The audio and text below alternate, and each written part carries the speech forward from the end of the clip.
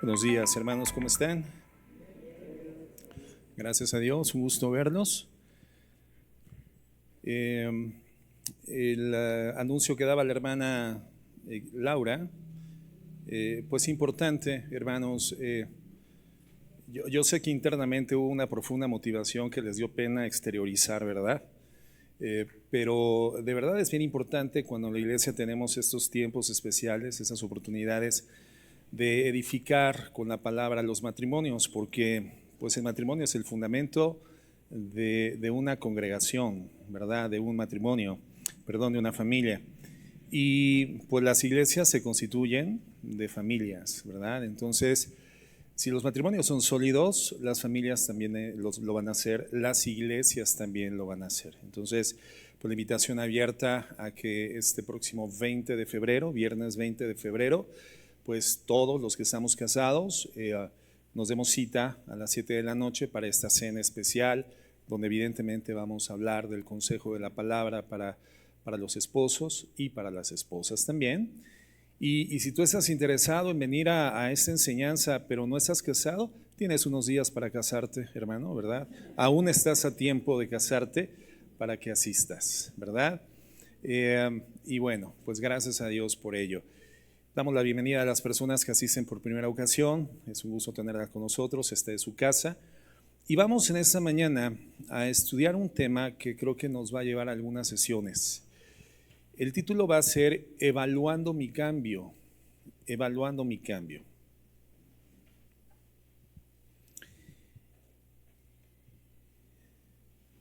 Y antes de iniciar vamos a orar, por favor.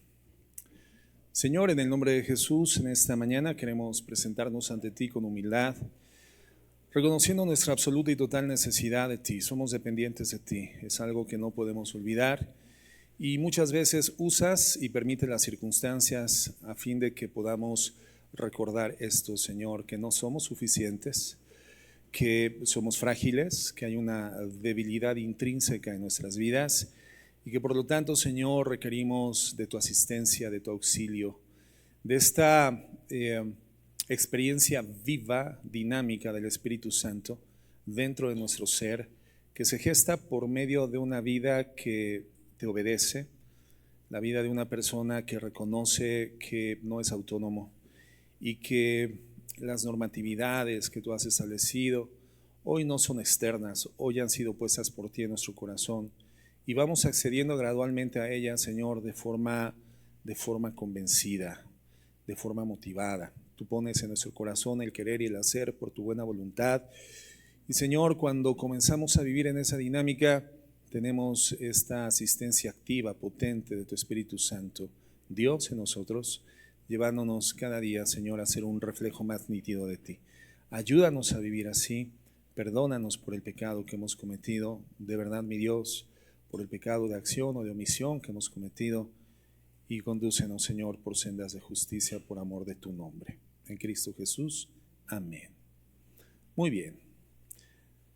Evaluando mi cambio. Por supuesto, es un título que se aplica de manera personal a cada uno de nosotros. Y quisiera iniciar planteando esta pregunta: ¿qué es cambiar? ¿Qué es cambiar? Porque una vez que venimos a Jesucristo, podemos decir que iniciamos una vida de cambio, ¿no es cierto? Una vida de transformación. Conocemos a Cristo, nos arrepentimos del pecado, nos comenzamos gradualmente a someter a su señorío, y esta podría ser una forma rápida, sucinta, de describir nuestro estado converso al Señor Jesucristo, nuestra conversión a Jesucristo, digamos nuestra regeneración o nuestro nuevo nacimiento. Ese es un evento que sucede en un momento de nuestras vidas con repercusiones extraordinarias eternas.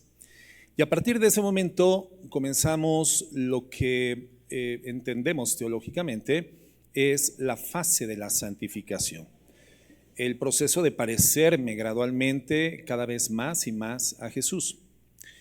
Inicia entonces la transformación de mi manera de pensar, la transformación de mi manera de actuar, la transformación de mi carácter, un carácter que cada vez va reflejando más la imagen de Jesucristo, esta imagen de Cristo que es ampliamente desplegada en los evangelios.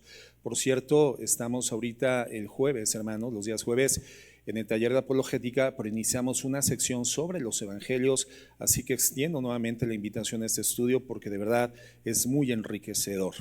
Los evangelios nos muestran de forma pletórica, amplia, con diferentes perspectivas, la imagen de Jesucristo, pero no solamente los evangelios, sino que toda la escritura nos muestra la personalidad del Señor. Entonces, mi santificación es un proceso de cambio. Comenzamos a modificar patrones de conductas, formas de ver la vida. Nuestra comprensión de la realidad comienza a transformarse. Comenzamos a tener una percepción cada vez más correcta, más coherente de la realidad. De forma tal que nuestras vidas van pareciéndose más a Jesús. En lo que hacemos, en la forma en la que pensamos, en lo que valoramos ahora, en el reposicionamiento y reordenamiento de nuestros afectos, nuestras motivaciones, las cosas que nos mueven. Todo esto, hermano, incluye obviamente el cambio. Pero si yo preguntara en esta mañana de manera general, ¿qué es cambiar para ti? ¿Cómo podrías definir tú el cambio? Bueno, yo creo que algunos responderían de la siguiente forma. Bueno, para mí cambiar sería no excederme o no perder el control en los momentos en los que me enojo, ¿no?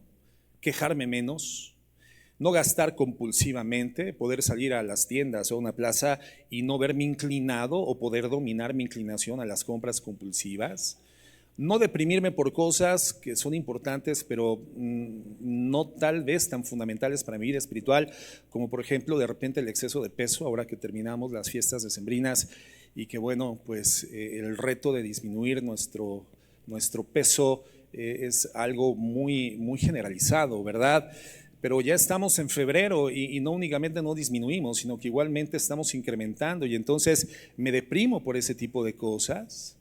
¿Qué más es el cambio? Bueno, para mí el cambio es dejar de envidiar, sentir menos ansiedad, ver menos televisión, perder menos de mi tiempo en las redes sociales, no mentir, no consumir pornografía, dejar de relacionarme sentimentalmente con personas que no son cristianas. Bueno, todas esas son cosas que uno dice, bueno, sí, efectivamente soy cristiano, he conocido al Señor Jesucristo, Él es mi Señor hoy en día, entonces todas estas tendrán que ser cosas que debo de dejar, tienen que formar parte ya de mi vida pasada. Y en eso consiste el cambio, dejar todas estas cosas y otras más que podríamos continuar enlistando. Y fíjense que en la mayoría de estas cosas, la mayor parte son no. Cosas que no deberíamos de hacer. Pero el cambio también podríamos evaluarlo en otra dirección, ya no solamente en los nos, sino en cosas que sí debemos de hacer, como por ejemplo perdonar, ser generosos, ser más disciplinados en nuestros tiempos devocionales con el Señor, compartir más el evangelio con otras personas, estar más gozosos, ser más humildes, etcétera, etcétera. Entonces el cambio incluye aquellas cosas que no debemos de hacer, pero también incluye aquellas cosas que sí debemos de hacer hoy en una condición redimida. Mucha gente identifica al cristianismo como un grupo de personas que nos abstenemos de muchas cosas. Y eventualmente por eso que mostramos en forma pública, en el ambiente social, mucha gente dice, no, a ver, es que ser cristiano es, pues no puedo fumar, no puedo beber, no puedo bailar, no puedo ir a fiestas, no puedo hacer, no sabes qué vida tan aburrida. Una gran cantidad de personas, tal vez la mayoría en el grupo social al cual pertenecemos, podría evaluar el cristianismo por estos nos, cosas malas que evidentemente, hermanos, pues no debemos hacer. Pero usualmente no nos distinguen por las cosas buenas que sí hacemos. Cosas buenas que ahora también tendrían que ser muy visibles en el escenario público en el cual nos desenvolvemos. Cosas virtuosas, cosas plausibles, cosas nobles, hermanos. Y por eso puse estas dos listas. La Biblia habla de dos tipos de pecados. Los pecados de acción, que son las cosas malas que no debemos de hacer, pero también nos habla de los pecados de omisión, que son las cosas buenas que sí debemos de hacer, pero que muchas veces no las ponemos en práctica. Entonces, podemos pecar por dos vías, ¿te das cuenta? Podemos pecar por hacer lo que no debemos o podemos pecar por no hacer lo que sí debemos de hacer. Entonces, ese tipo de respuesta, las personas que responden de esta forma a la pregunta, ¿para ti qué es el cambio?, están viendo el cambio como una transformación de la conducta. Pero la realidad, hermanos, es que no hace falta tener al Espíritu Santo para cambiar de esta forma. Mucha gente ha dejado el alcohol y el cigarro sin ser cristiana. Hay matrimonios que permanecen juntos durante toda la vida sin creer en Jesucristo. Muchas personas llevan una vida moral aceptable y nunca han puesto un pie en una iglesia cristiana. Y creo que todos conocemos algunas personas dentro de esta categoría, ¿no? Entonces, ¿no será que el cambio real y profundo es algo más que eso? ¿Qué piensan ustedes? ¿No será que el cambio real y profundo es algo más que meramente el aspecto externo de la vida, la conducta manifiesta? Sí, evidentemente. Entonces tendríamos que comenzar a evaluar más bien nuestro cambio a la luz de la palabra de Dios, a la luz de la Escritura. Porque muchas personas de estas cosas que hemos enumerado las llevan a cabo. Hay personas que incluso forman parte de otros movimientos religiosos, no cristianos, sectarios, que son extraordinariamente disciplinados en sus tiempos devocionales. Personas que forman parte de sectas heterodoxas, no ortodoxas, es decir, no correspondientes a los preceptos correctamente interpretados de la palabra de Dios, que son muy disciplinadas en su devoción por compartir el evangelio o lo que ellos dicen que es el evangelio a otras personas, tocan las puertas, invierten las mañanas o las tardes haciendo estas cosas. Hay gente que no es cristiana, hermanos, y no consulta pornografía. Hay gente que no es cristiana y dejó de fumar y de beber, que se abstiene de muchas cosas que efectivamente debemos de dejar y cambiar cuando somos cristianos. Entonces, hermanos, el cambio real y profundo no consiste solamente en cambiar conductas. El evangelio, hermano, no promueve moralismo, no promueve solamente un cambio de la conducta. Si una persona hace todas estas cosas, podríamos decir entonces que es una persona que se parece externamente por lo menos a nuestro Señor Jesucristo, ¿verdad? Podría ser solamente en la superficie. Pero la pregunta vital es la siguiente, porque hay una pregunta vital en esto. La pregunta es, ¿por qué tú haces las cosas que haces? ¿Por qué tú haces las cosas que haces? Quizá esta pregunta es la más importante porque nos lleva a la introspección. Es una pregunta que todo cristiano tendría que hacerse si realmente tiene una aspiración de progresar en su vida espiritual. ¿Por qué yo hago lo que hago? ¿Por qué actúo como actúo? ¿Por qué reacciono como reacciono? ¿Por qué busco lo que busco? ¿Por qué me enojo cuando me interrumpen? ¿Por qué acudo a la pornografía en diferentes circunstancias o al alcohol en determinadas situaciones de mi vida? ¿Por qué veo tanta televisión? ¿Por qué no soy disciplinado con mi trabajo? ¿Por qué no experimento un gozo constante? ¿Por qué es que hago lo que hago, siento lo que siento? Pero también, ¿por qué hago todas las cosas buenas? ¿Por qué hago las cosas buenas que sí hago? Bueno, esa pregunta nos lleva, como te comento, a la introspección, es decir, a poner nuestra atención en las motivaciones que no se ven en la superficie, hermanos, pero que sí están presentes en nuestro corazón. Y esto es análogo, ¿no? Esto es muy similar a un iceberg. Se ubican que son los icebergs, hermanos.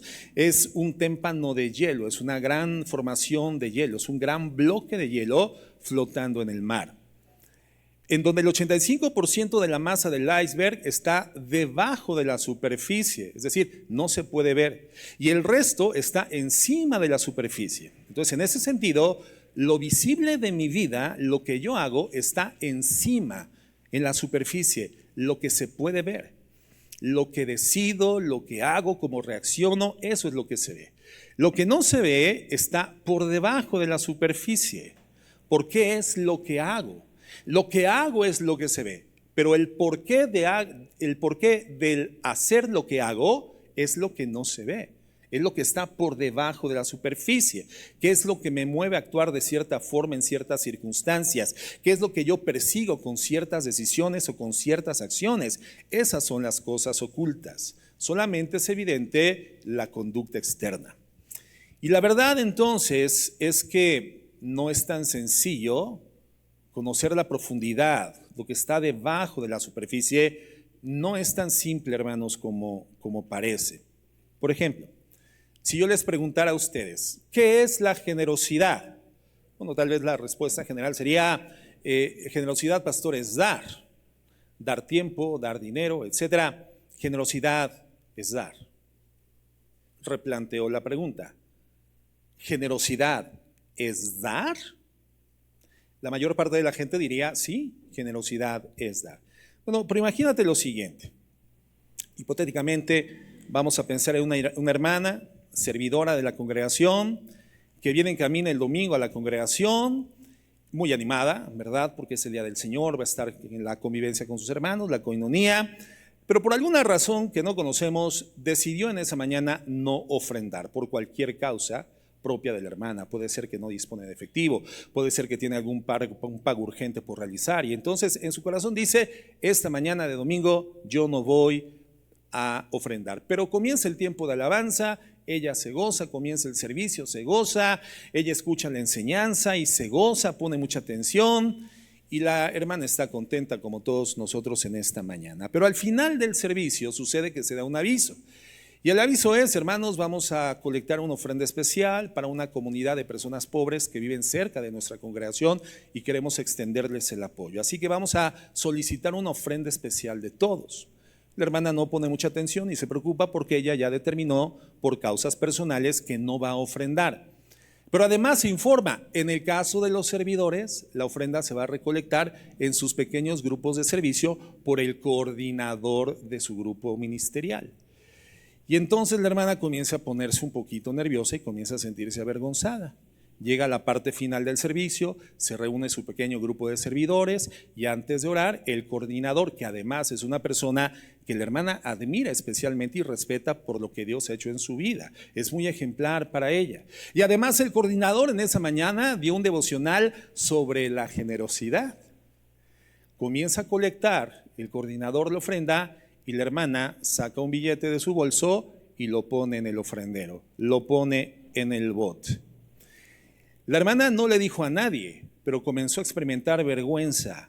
Saca el dinero, lo pone en el bote y finalmente la pregunta sería, ¿por qué hizo lo que hizo?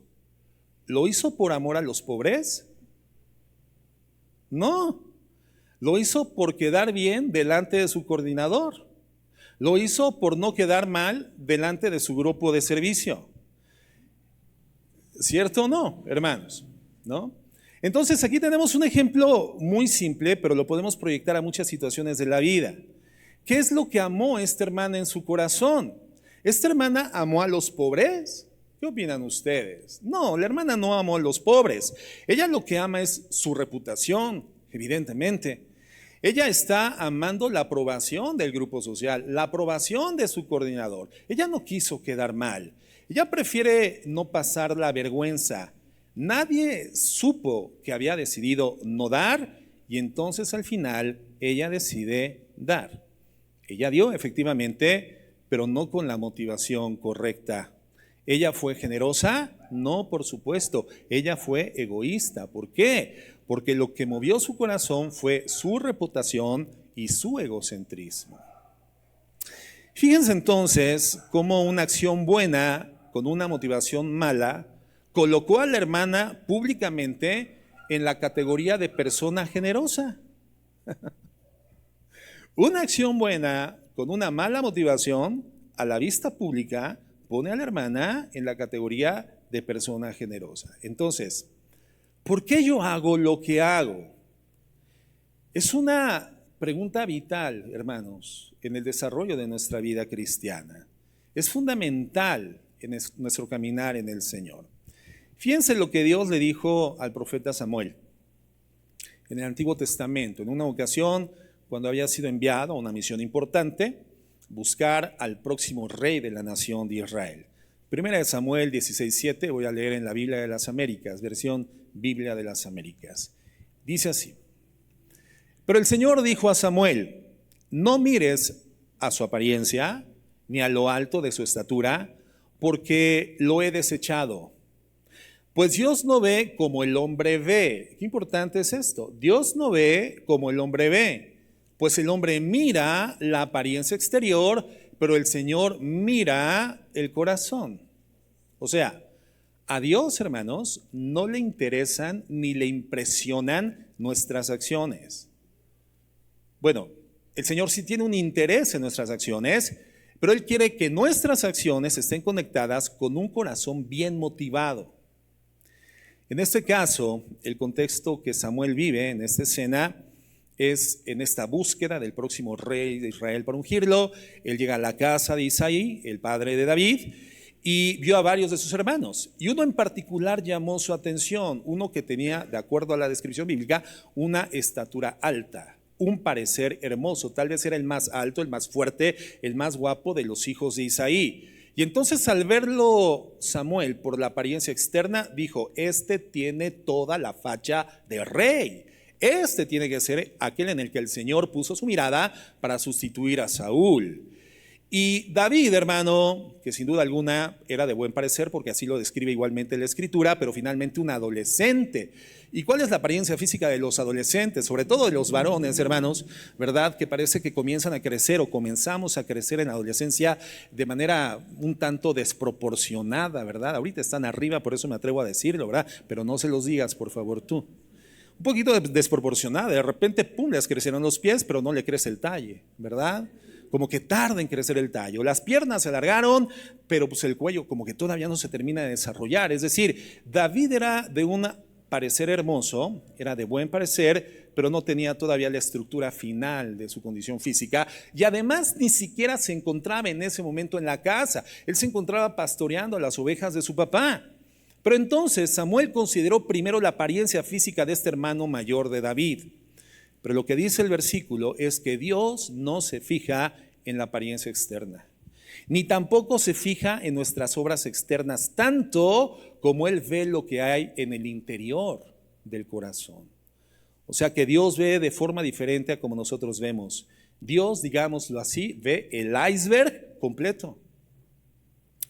Ustedes recuerdan también esa discusión que se suscitó cuando Jesús se encontraba ya en su última noche en esta cena especial en Lucas 22 con sus discípulos. Vamos ahí, por favor. Lucas 22:14. Seguimos en la nueva Biblia, en la Biblia de las Américas. Para quien escucha, hay diferentes traducciones de la Biblia. Sí, efectivamente. ¿Cuál es el propósito de desarrollar procesos de traducción de la Biblia en el mismo idioma? Simplemente poder actualizar el idioma de forma tal que cada vez la comprensibilidad ante la lectura de la Biblia se adapte al momento cultural de la sociedad, ¿verdad? Ese es el propósito de las traducciones o las versiones.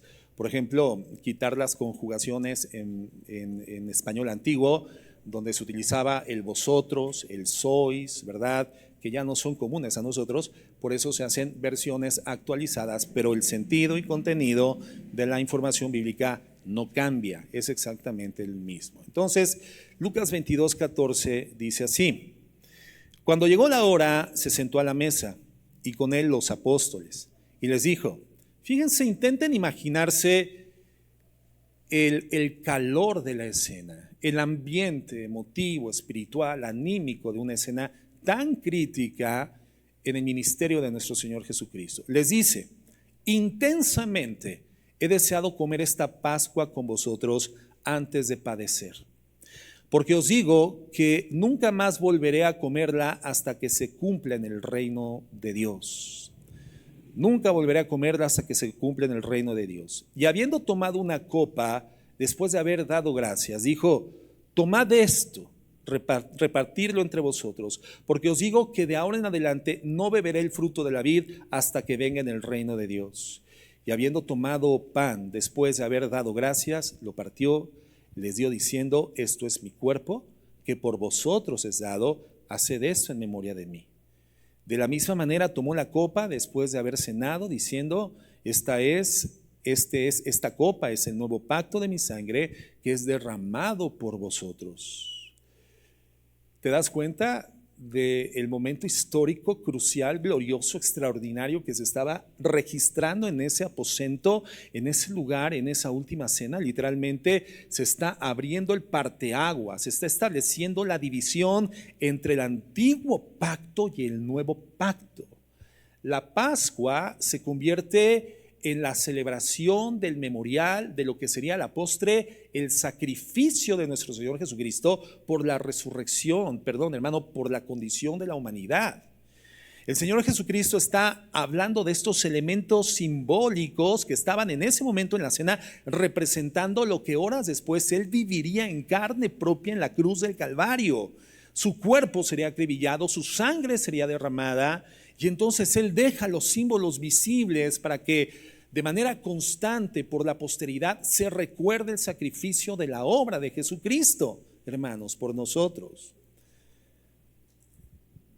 Continúa diciendo en el verso 21: mas he aquí, la mano del que me entrega está conmigo en la mesa, porque en verdad el Hijo del Hombre va según se ha determinado, pero ay de aquel hombre por quien él es entregado. Verso 23 dice: entonces ellos comenzaron a discutir entre sí quién de ellos sería el que iba a hacer esto, el traidor. Se suscitó también entre ellos un altercado. Sobre cuál de ellos debería ser considerado como el mayor. ¿Te das cuenta del contraste?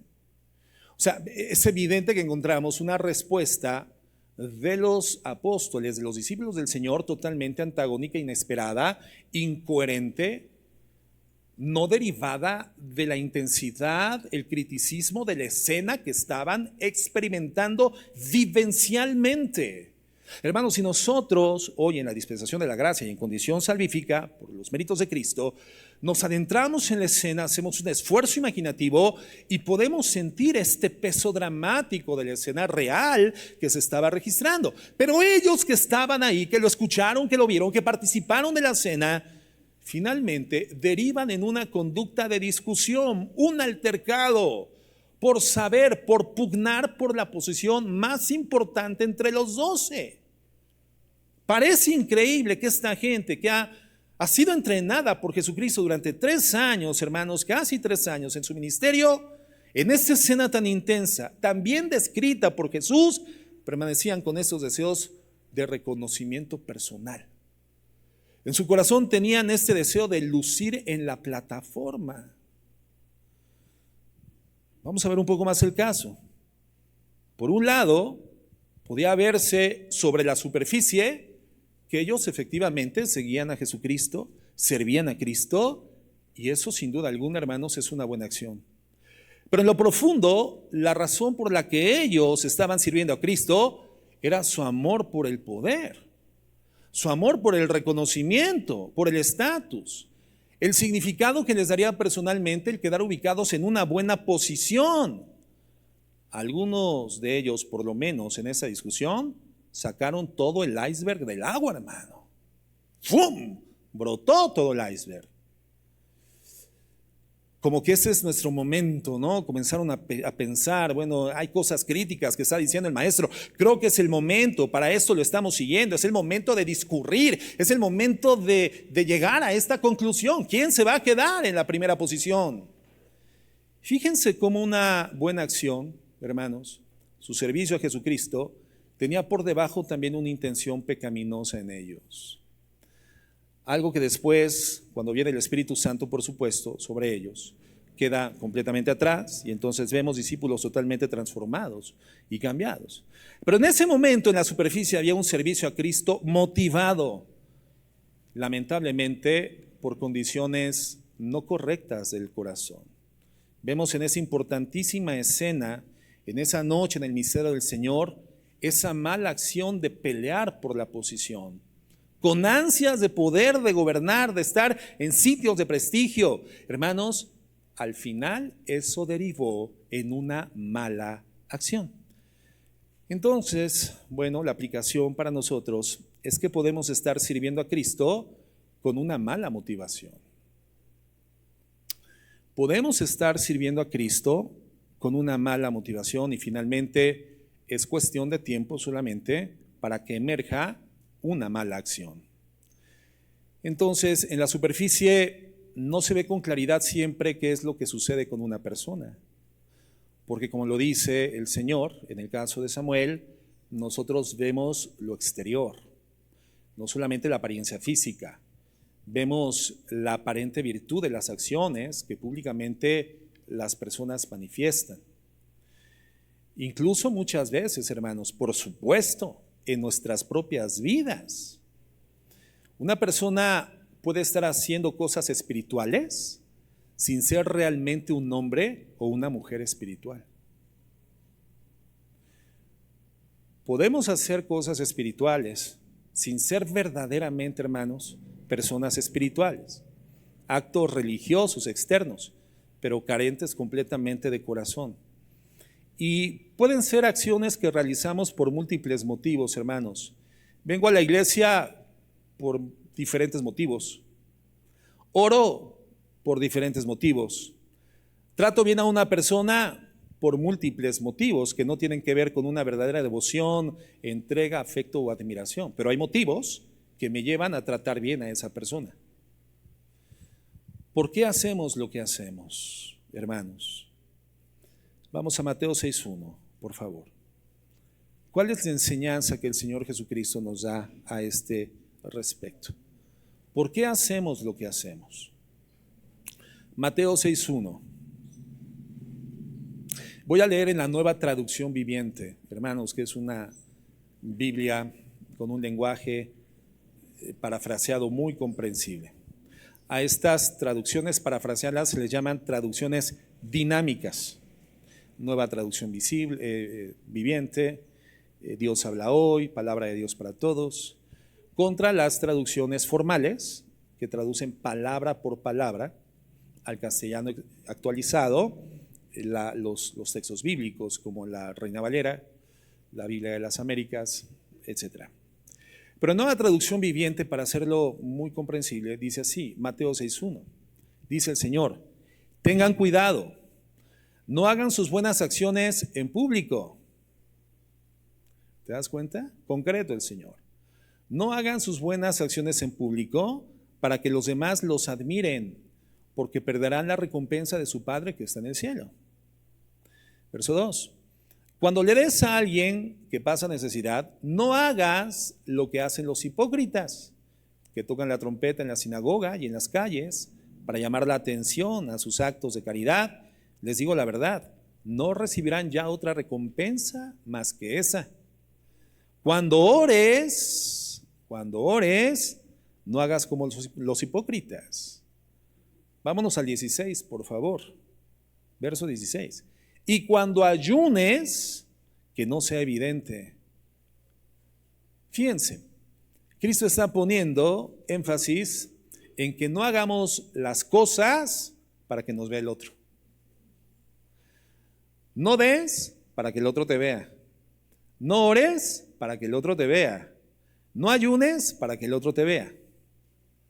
Y bueno, estamos sintetizando el texto, pero el Señor lo que nos dice es, si tú ya recibiste la aprobación de los hombres, ya frente a tu Padre Celestial, ya no tienes crédito. No se te debe nada. Si tu motivación, lo que está por debajo del iceberg, abajo de la superficie, lo que nadie puede ver, dice el Señor, sino solamente yo y tú, si no es correcto, mira, mejor no lo hagas.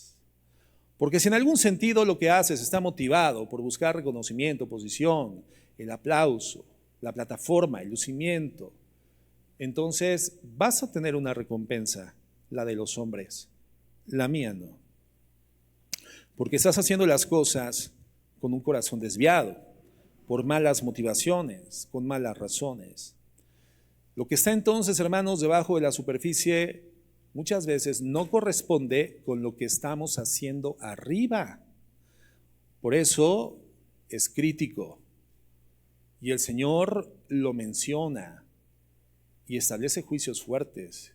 Y a algunos les dijo hipócritas, hipócritas, hipócritas. Hoy para nosotros el término hipócrita tiene una connotación inmediata, ¿verdad?, relacionada hacia la falsa humildad, hacia la falsedad en general, ¿no? Pero el término, hemos comentado en algún momento, en su antecedente histórico remoto, tenía que ver con la representación de personajes en el teatro romano o en el teatro griego, en donde el actor representaba un personaje que realmente no era él. Se ponían una careta representando diferentes personalidades, pero él en términos reales no era esa personalidad, solamente la careta le llevaba a representar un personaje. A eso se les llamaba hipócritas, era un término asociado a la actuación en el teatro público. A la postre, históricamente, al paso del tiempo, comenzó a tomar esta connotación de falsedad en el desarrollo de la vida cotidiana de todas las personas.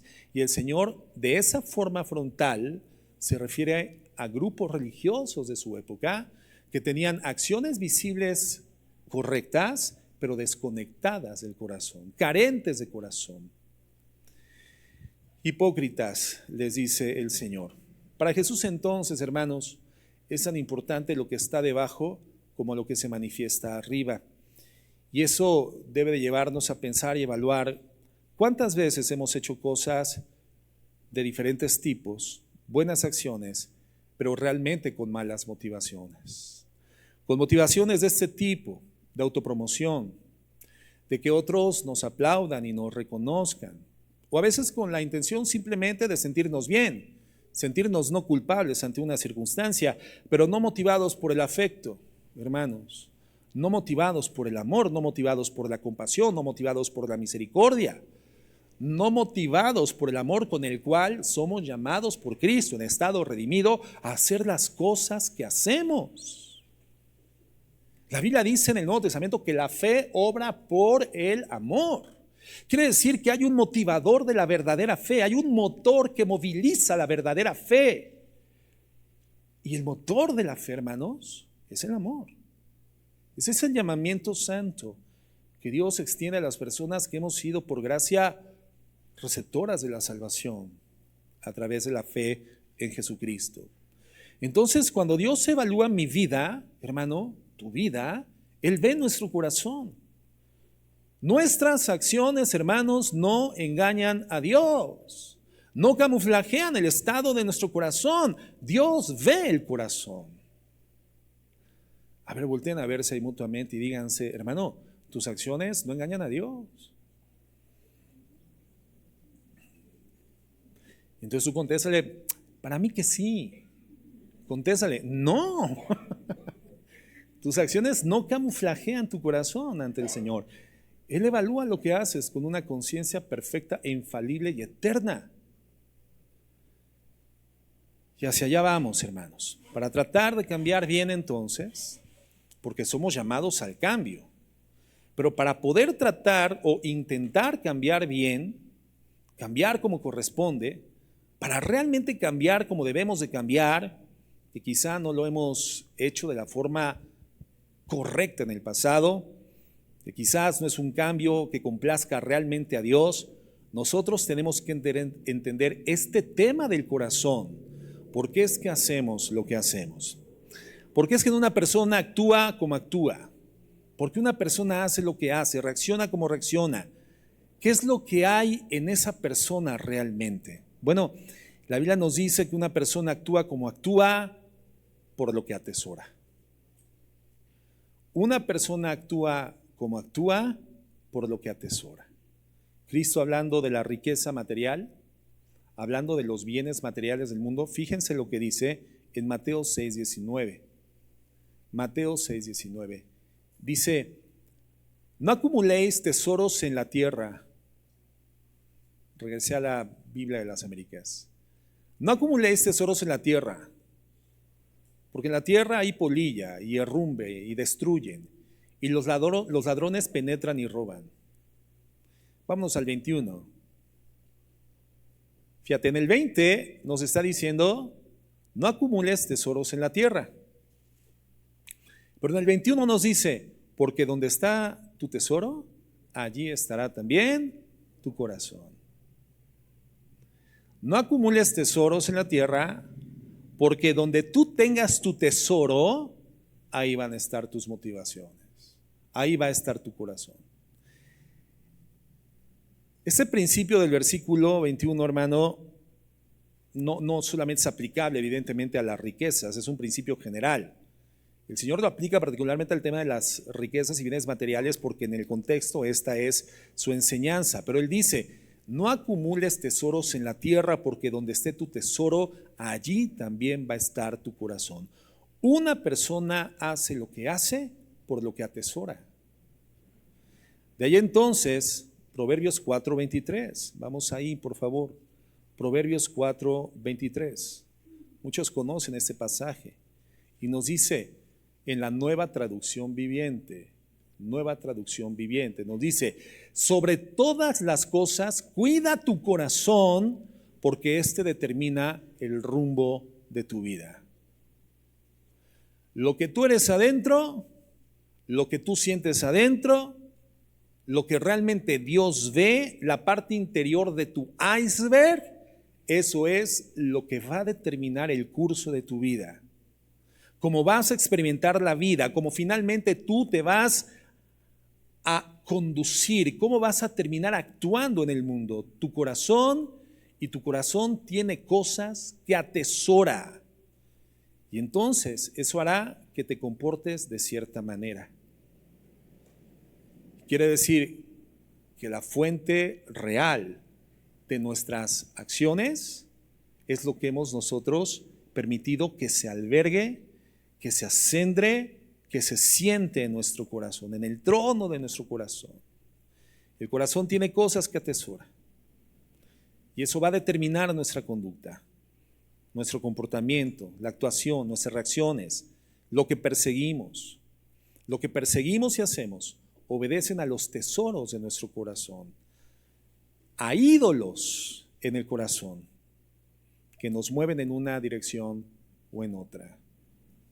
Entonces, si bien nosotros no tenemos vista de rayos X para poder llegar a la intención del corazón, y aun cuando la tuviéramos, no podríamos llegar a la intención del corazón, solamente al órgano anatómico, pero a la conciencia, al alma del ser humano, a ese asiento de las emociones, ese asiento de las motivaciones, del intelecto, del pensamiento, del raciocinio, hermano, no podríamos llegar, nadie puede llegar ahí. Es por eso, hermanos, que la psiquiatría y la psicología, gracias a Dios por el avance y el desarrollo que han tenido hasta el día de hoy, pero son absolutamente limitados porque no pueden llegar al único lugar que es inaccesible para la ciencia humana, que es la conciencia y el estado espiritual del corazón.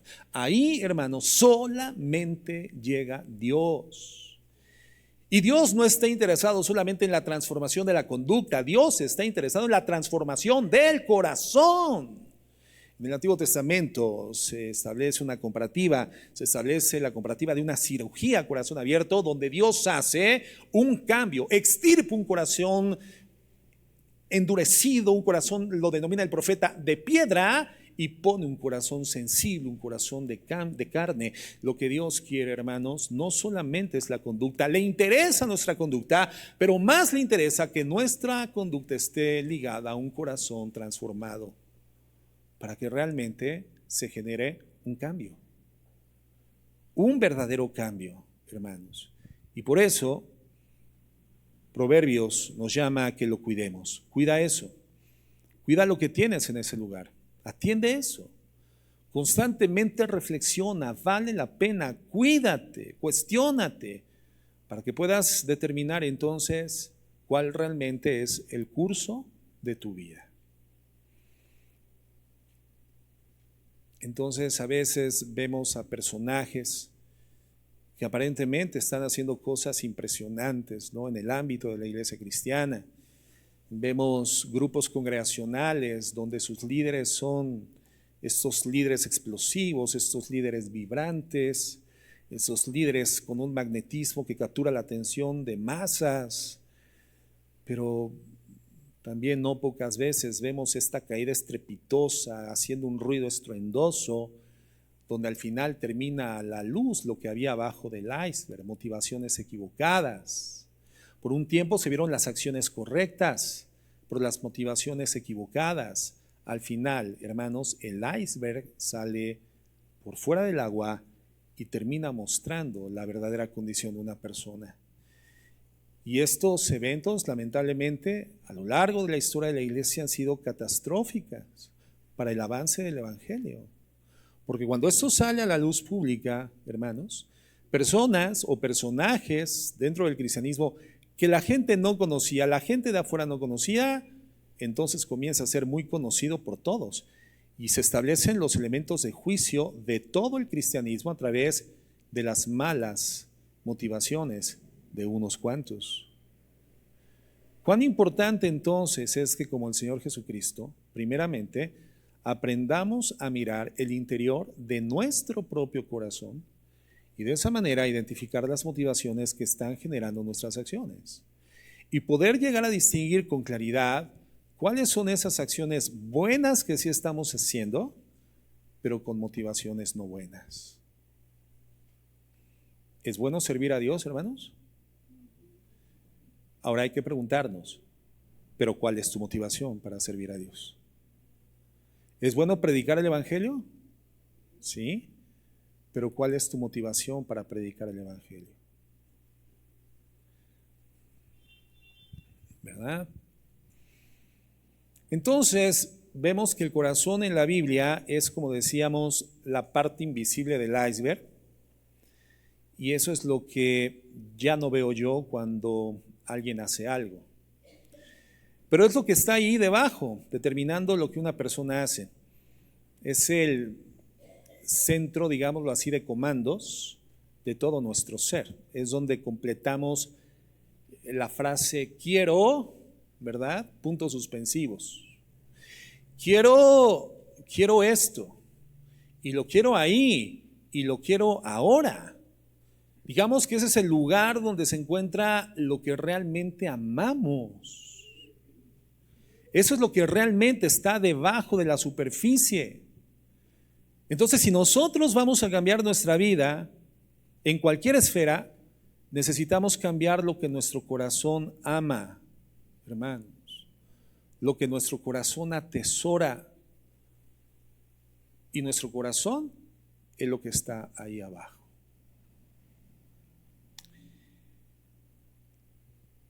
Este tema introductorio de esto que puede ser que se convierta en una serie, espero que no muy extendida, pero sí con la profundidad suficiente para que sigamos haciendo este análisis de lo que hay debajo de la superficie, hermanos. Primero de nuestra propia vida, porque mira, lo peor que te pudo haber sucedido es estar escuchando la enseñanza en esta mañana y estar pensando en otro hermano de la congregación. Y decir, mira, qué bueno que se sentó junto a mí. A ver, ¿le está llegando? Sí, le está llegando. No. Eso es lo peor que te pudo haber pasado en esta mañana, desperdiciar la enseñanza, hermano. Asumir una conducta evasiva ante este tema que es crucial en la vida de todos, hermanos, porque durante el inicio del año, en las sesiones dominicales de todo el mes de enero, el Señor nos dio enseñanzas extraordinariamente redentivas, en donde igual en algunas sesiones de jueves, en donde nos mostró que Él no es un Dios que rechaza, es un Dios que permanece con los brazos abiertos, pero determina las formas y condiciones en las que podemos acceder al calor de su corazón. Él desea abrazarnos. Es un Dios que odia el pecado. Y cuánto odia al pecado lo podemos ver en la imagen de Jesucristo en la cruz del Calvario, donde no fue perdonado por el Padre. Cristo decidió ser voluntariamente el depósito receptor, no del pecado cometido, pero sí de la culpa consecuente. Él se convierte en el depósito de nuestra culpa pecaminosa y Él inclementemente es juzgado justamente por el Padre. Por nosotros se hizo pecado para que nosotros fuéramos hechos la justicia de Dios en Él. Ese es el nivel de odio que el Señor Dios del universo tiene contra el pecado, porque Él es un Dios santo, santo, santo. Pero hermano, Él no odia al pecador. Él tiene un profundo deseo inconmovible en su corazón de redimir al pecador. Él no quiere destruir al pecador, Él no ama la muerte del pecador. Nuestro Dios quiere redimir al pecador. Y entonces el Señor nos mostró en este primer mes del año sus brazos abiertos, paternales, amorosos, con el juicio sobre el Hijo intermedio para que nosotros a través de su sangre, habiendo aperturado ese camino nuevo al trono de su gracia, ese nivel absoluta de intimidad con Él, donde siendo habitados por el Espíritu Santo, aún somos definidos como su templo, templo del Espíritu Santo. El Señor nos dice: estoy con mis brazos abiertos, yo no te rechazo, yo te amo. Tu pecado no es más grande que mi gracia. Arrepiéntete y ven a mí. Pero ahora que hemos entendido quién es nuestro Dios, un Dios de amor, y es el Dios que nos presenta ahora la imagen de su Hijo Jesucristo, para que ya recibidos por Él en condición salva, podamos entonces hacer lo que ahora nos toca y corresponde como cristianos en la tierra, que es santificarnos, desarrollar progresivamente el parecido con nuestro Señor Jesucristo, lo que involucra inevitablemente, hermanos, cambiar y transformar. Hay cosas que debemos de cambiar, pero ojo, y ese es el centro de la enseñanza, no solamente es el cambio de la conducta externa, porque nuestro Dios no es un Dios moralista, es un Dios espiritual. Es el cambio de la conducta externa, pero revisando siempre cuáles son las motivaciones reales de mi cambio. Que mis conductas externas estén conectadas a un corazón bien motivado. Entonces sirva la introducción al tema en esta mañana para poder evaluar de manera personal, con qué motivaciones estoy haciendo lo que hago en mi vida cristiana. ¿Con qué motivaciones estoy haciendo lo que hago en mi servicio a Dios? ¿Con qué motivaciones estoy conectándome con los hermanos de la congregación? ¿Con qué motivaciones estoy desarrollando mis actividades fuera de la congregación? ¿Con qué motivación estoy desempeñándome en mi ámbito laboral como un cristiano en la sociedad? ¿Cuáles son mis motivaciones? Continuaremos estudiando la próxima semana, si el Señor nos lo permite. Pero sería, creo que, muy importante y crucial que esta semana, a la luz de la enseñanza, a la luz de la palabra de Dios, hagamos esa introspección, hermanos. Que voltemos hacia el interior, que enfoquemos nuestra atención, hermanos, en el corazón. Que no intentemos autojustificarnos por lo que hacemos. Que entendamos que la justicia no viene de mi mérito, la justicia viene del mérito de Cristo en la cruz del Calvario, que ha tenido el poder de transformar mi corazón. Entonces ahora tengo que evaluar mi vida, mis acciones, a la luz de un corazón transformado. Amén. Vamos a orar.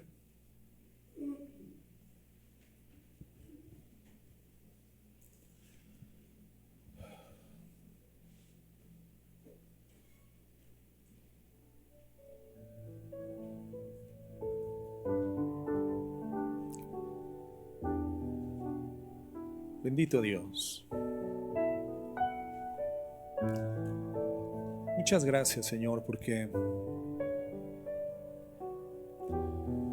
tu palabra me muestra cuán interesado estás en mí. Eres un Dios tan extraordinario que no solamente me creaste y me abandonaste, como muchos piensan. Eso piensa el deísmo, que Dios existe pero dejó al mundo y al hombre a su suerte en el universo. No, tú no eres un Dios así. Tu palabra me muestra que no solamente me salvaste y me dejaste salvo en el mundo, sino que en el mundo, ahora como mi Dios y mi Padre, estás profundamente interesado en mi corazón. Porque es mi corazón la fuente de todo lo que hago y todo lo que soy. Por lo tanto, un corazón redimido y transformado por el poder del sacrificio de Cristo tendría que, de manera natural, mostrar acciones conectadas a motivaciones correctas. Mi cambio tendrá que estar justificado en un corazón correcto. Pero la realidad, Señor, y en humildad lo reconozco. No todas mis acciones tienen una buena motivación. No todas mis acciones, Señor, corresponden al estado redimido que por tu gracia hoy tengo. Quiere decir que en mi corazón hay una compartición de espacio todavía,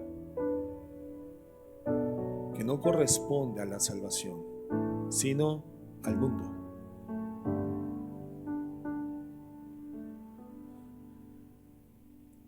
Señor, ¿por qué trabajo como lo hago? ¿Por qué evalúo y administro mis finanzas en la casa, en el negocio, de las formas en las que lo hago?